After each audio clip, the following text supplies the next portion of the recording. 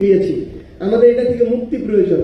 16 থেকে 20 গ্রেডের একটা চাকুরির জন্য, একটা পিয়ন পোস্টের চাকুরির জন্য মানুষ নিজের ভিটা বাড়ি বন্ধক দিয়ে 10-15 লাখ টাকা ঘুষ দিতে রাজি থাকে, কিন্তু একজন পিয়ন তার ওই বেতন দিয়ে কোনোদিন তার সংসার ভালোভাবে চালাইতে পারবে না। তার মানে ওই 10-15 হাজার টাকা তার মূল লক্ষ্য না। তার মূল লক্ষ্য ওই পদটাকে ব্যবহার করে অসৎ উপায়ে আরো টাকা উপার্জন করা, যেখানে মানুষদেরকে জিম্মি করা হয়।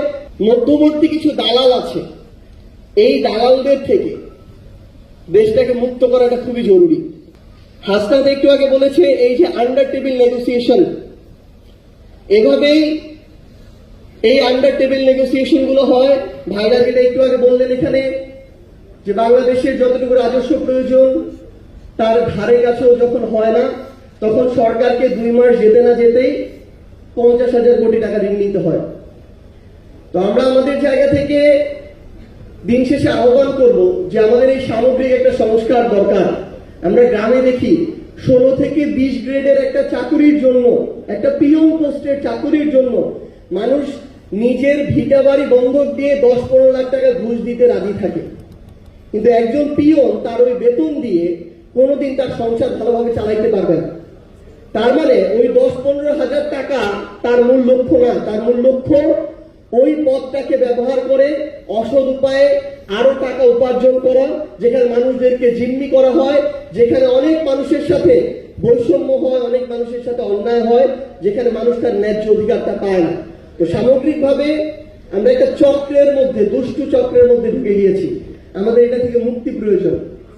এটাতে যেমন আমাদের ব্যবসায়ীদের এগিয়ে আসতে হবে, সাধারণ মানুষকে এগিয়ে আসতে হবে, আমলাদের এগিয়ে আসতে হবে।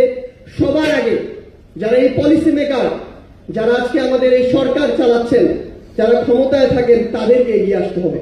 এনবিআর এর চেয়ারম্যান নেওয়া হবে নাকি, এটার জন্য বিভিন্ন জায়গা থেকে গল্প শোনা যেত যে এ নাকি 100 কোটি টাকা দিতে রাজি, সে নাকি 120 কোটি টাকা দিতে রাজি। কেউ বলছে 150 কোটি হলেও সমস্যা নাই, আমরা দিব, কিন্তু আমাদের যদি কোনোভাবে ওইখানে চেয়ারম্যানটা বসে। এখন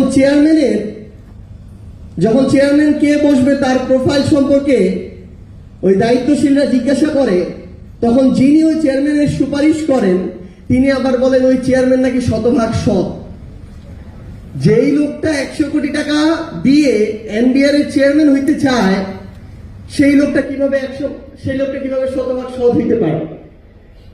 এবং পরবর্তীতে ওই লোকটার থেকে আবার বিভিন্ন মাধ্যমে দায়িত্বশীলদের কাছে উত্তর যায় যে সেই লোকটার 1 টাকা দেওয়ারও সামর্থ্য নাই। অন্য কিছু মানুষ 100 কোটি টাকা দিয়ে সেই লোকটা ভালো দেখে তাকে সেখানে বসাইতে চায়। বর্তমান সরকার, আমরা তাদেরকে চাই তারা তাদের জায়গা থেকে যেন আমাদের কাঙ্ক্ষিত বাংলাদেশ গড়ার নেতৃত্বটা, যার সবচেয়ে ক্রুশিয়াল সময় আগামী 5 বছর, তারা যেহেতু সরকারে আছে, তারা যেন এই নেতৃত্বটা নেয়, নেতৃত্বটা দেয়। তারা যেন এটা মনে রাখে যে তারা যত অপচেষ্টাই করুক না কেন, তাদেরকে যতজন যতভাবে প্রভাবিত করুক না কেন, কিংবা তাদেরই যতভাবে এটাকে ভিন্ন খাতে নেয়ার ইচ্ছা থাকুক না কেন, তারা চাইলেও এটা আগামীতে করতে পারে।